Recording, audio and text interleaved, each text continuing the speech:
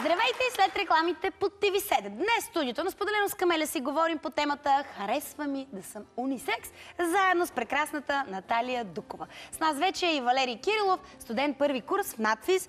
Валери, здравей! Привет!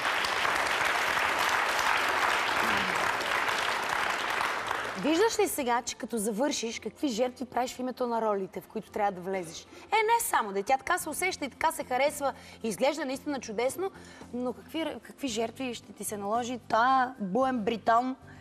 Би ли се разделил с него ти? Разбира се, нямаш избор. Когато започнеш да се занимаваш с изкуство, стреляш направо. Стреляш направо? Задължително. Оле, ако учиш голям дивеч, какво правиш? Радваш се, какво? Радваш се. Голям дивеч.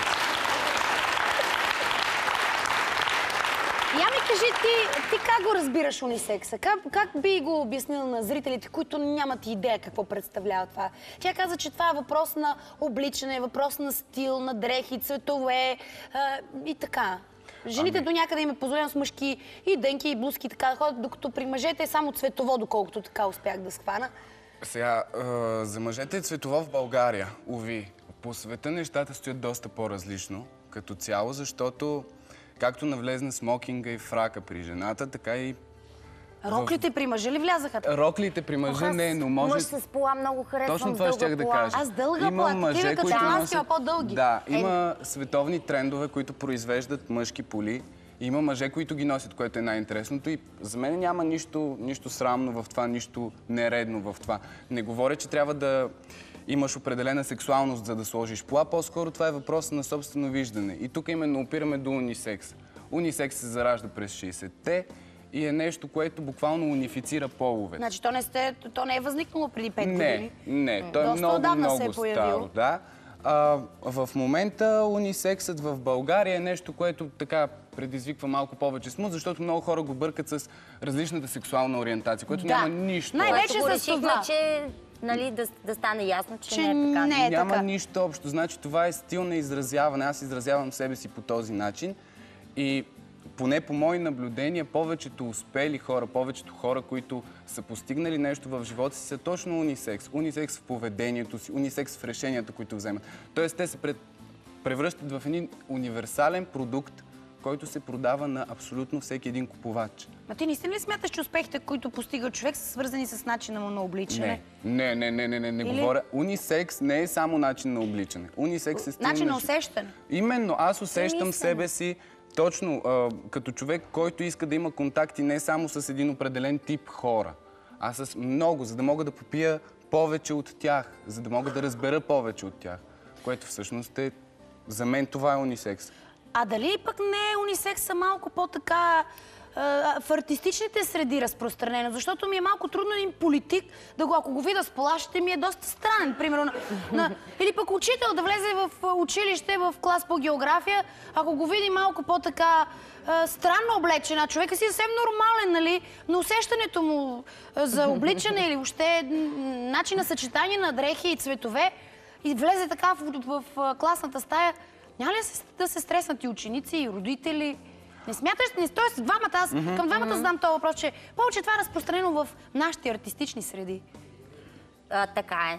Абсолютно е така. Наистина е така, защото не заради друго, просто хората на изкуството са някакси по-освободени и с много богато въображение и в крайна сметка имат достатъчно самочувствие да могат да си позволят да разчитат на вътрешно излъчване, отколкото чисто визуално да се съобразяват с някакви норми, за да ги прави еди какви си. Нали? Няма нужда от това. А ти познаваш ли някой човек, който да не е в артистичните среди, а така да се облича и да изразява своята същност? Да, аз точно това щях да кажа, че в момента в училищата, аз понеже завърших много скоро, миналата година, аз в моята гимназия имах такива преподаватели, които бяха изключително артистични, изключително добре възприети. Младото поколение, моето поколение, поколенията след мен, за тях това не е нищо странно. Приемате ги за съвсем нормално. Това е нещо, което ние срещаме нон-стоп. Било то по телевизията, било то в ежедневието ни, просто това е нещо, което ни залива от всякъде и ние ги възприемахме по абсолютно нормален начин. На всичкото отгоре това бяха изключително интелигентни, изключително интересни хора, от които просто наистина попиваш, взимаш страшно много, най-малкото само от тяхното поведение. Камо ли от нещата, които знаят. Евалата на тях, да.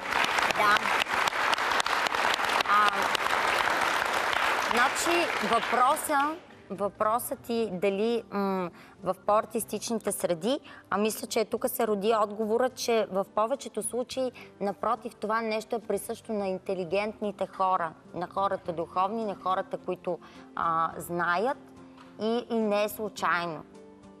Затова по-скоро така, не да се определи като нещо в артистичните среди. Да. А ти кое беше първото нещо, което така унисекс сложи върху себе си? Първото е било преди много години, последното няма да забравя, беше едно великолепно сако на млад български дизайнер, което майка ми, нали, като го видя и каза: Валери, да. Значи само още малко перца му липсват и да, това е твоето сако. Не каза ли това е моето сако? Аз точно това казах, това е моето сако и това беше наистина... А тя не каза ли това е моето? Тя каза, ще ми го дадеш за едно кръгче в квартала. Значи било е доста пред. Много готино са. Абе, хора, има ли между вас унисекс? Като дигнете ръка бързо, кой е унисексо тук? Не само гола глава. То може да не си само на главата гола. Има гола глава, видях. Има, там на последния ред леко има. И вляво и вдесно. И не видите там по-надолу. Унисекс тук между вас, цветовото, юно и усещания. Ама как не искате да си признаете? Усещате ли се вие двамата така по-различни от останалите? Аз това, което мога да кажа, че по-различен от останалите се усещам в среди, в които не съм разбиран. В моята среда аз изразявам себе си, аз съм индивидуален, аз съм нещо, единица, не съм част от масата. Но всичките ми приятели също са, особено в надфис, хората са единици, там са личности. Без значение кой какво е постигнал, кой докъде е стигнал, всички са личности. Всеки е нещо, което е ясно изразено. И в тези среди аз се чувствам точно на мястото си. Мога да изразявам мнението си по какъвто искам начин и мога да изглеждам както искам. Ако случайно попаднеш в друга среда, обстоятелства някакви, попадаш в друга среда и срещу себе си погледи на неодобрение, шушукания зад гърба ти, едни грубияни, примерно, дори някой може да си позволи да ти каже нещо, да те нагруби. Как реагираш тогава или как би реагирал? В такива моменти просто това са хората, когато го правят това нещо, те го правят, защото не те разбират. В момента, в който си отвориш устата и проведете един разговор, моментално те казват: ама ти си бил страхотен пич, нали, ти толкова хубав разговор и така нататък. Винаги хората посрещат по дрехите, винаги. По визията, по това как изглеждаш. И нормално е да са предубедени, няма нищо ненормално. Това не е ли по-сложно така постоянно да обясняваш, как се чувстваш, какво усещаш? Някой път няма смисъл да обясняваш изобщо. По-добре да не му обръщаш внимание. Ако прецениш, че има смисъл, можеш да му кажеш нещо, но в крайна сметка много пъти се оказва, че по-добре нищо да не обясняваш. Аз съм така, или ме приемаш, или не. Ако не ме приемаш, това е. Я ми кажете, вашите млади уши, какви така грубости са чували? По отношение на външния ви вид, например, на поведението ви?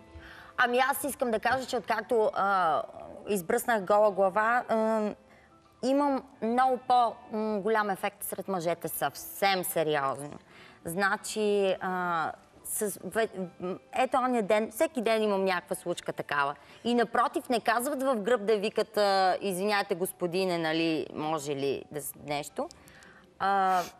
Ето ония ден имах случка, едно момче караше мотор, отдалече ме видя, спря мотора, направи евола и продължи. Ето такива реакции има най-различни. Но те са хубави реакции. Да, те се изкефили. Изкефи се, да. Валери, твоите фенки да не би и те да се увеличиха? Моите фенки, аз фенове винаги съм имал. Фенове или фенки? И фенове, и фенки, и всякакви. Винаги се случва в някакъв момент да те нагрубят по един или друг начин. Имало е случаи, в които са ме нагрубявали, но не знам, това го пускаш покрай ушите си и в крайна сметка има моменти наистина, в които има хора, които доста прекаляват и няма как в едно затворено общество като нашето да натрапваш нещо. Значи то трябва да стане постепенно. Или го приемат, или не го приемат. За да го приемат, ако искаш да бъде прието, трябва да го лансираш бавно, спокойно, а не изведнъж цак. Агресивно изведнъж. Да, именно. И не знам, имало е случаи наистина, в които съм си правил някакви такива експерименти, излизаме някъде и аз се правя наистина на странно същество. Хората стоят и те гледат странно отстрани и казват: ама това сега какво е, защо е? Нали, но И нормално е. Това е нещо абсолютно нормално и според мен не е нещо, което трябва да ме притеснява или да се обиждам. Глупавото е, че човек, когато не разбира нещо, по-му е лесно да го отрече. Да. Това е едно неразбиране Значи и тогава по-трудно е казва. да се опита да го разбере, да потърси отговори, отколкото зачерква го и край. Да, защото рядко може някой друг човек с, примерно, по-ординерно мислене да си позволи да направи такова нещо. Няма смелост. Просто. За до сега се говорихме за предимствата. Това е начин на усещане, начин да изразиш себе си. Има ли недостатъци да си унисекс? Сещате ли се за някакви недостатъци? Брей. Ако не се сещате, Направо се и тук се замислихме вече. Да. Айде, давам ви 2 минути да помислите, уважаеми зрители, какви са особеностите на унисекс модата. Да разберем от следващия видеоматериал. Гледайте!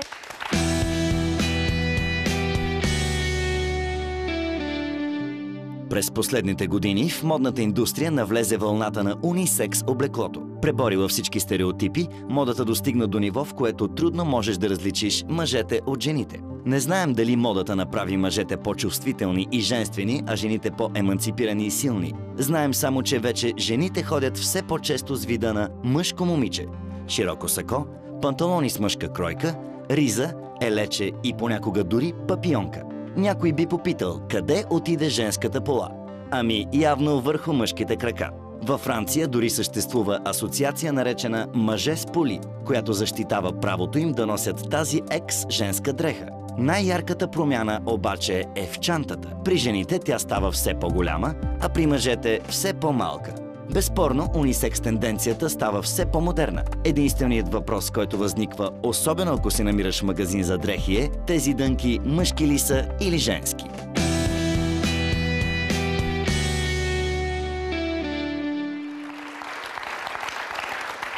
След това видео е време да поканя и следващите ни гости. Те са дизайнери и автори на много модни линии с подчертан унисекс характер. Моля вашите силни аплодисменти за Кристина и Константин.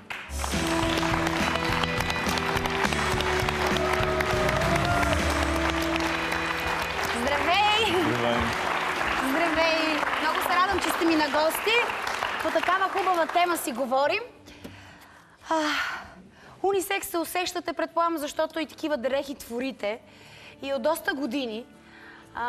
Сега се опитахме за нашите зрители така да им обясним, доколкото можем, че унисекс е начин на изразяване на всеки човек, на собствената индивидуалност. Преди видеото попитах какви са минусите, те не можаха да се сетят. Вие може ли да ми кажете, има ли въобще минус човек да е унисекс или да се усеща или да се облича унисекс? Понеже сме блондинки. Ма чакай, ние веднага може да теглим по една машинка и отдолу корена ще е тъмен. Дали ще е интересно на някой? Важното е ние, на нас да ни хареса. Мога ли да си позволя известно отклонение? От темата? Не, точно по темата. По темата. Защото изслушах хората, които говориха преди мен. Явно се интересувам от темата, наистина. Малък компидиум за много кратко време.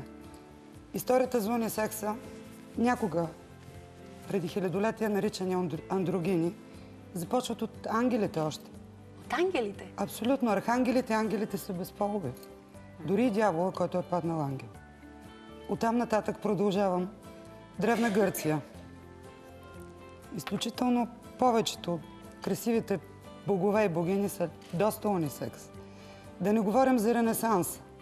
Всички ангели, които ви гледат от разни картини на стари майстори, доста приличат на много красиви жени. А уж са мъже. Продължавам с Серафитос на Балзак. Популярен образ в литературата. И понеже модата е само временно господстващ вкус, искам да кажа, че унисекса, андрогина и така нататък е модерен винаги от хилядолетия. Откакто свят светува всъщност. Абсолютно. Дори по някакъв начин и Бог е нещо такова.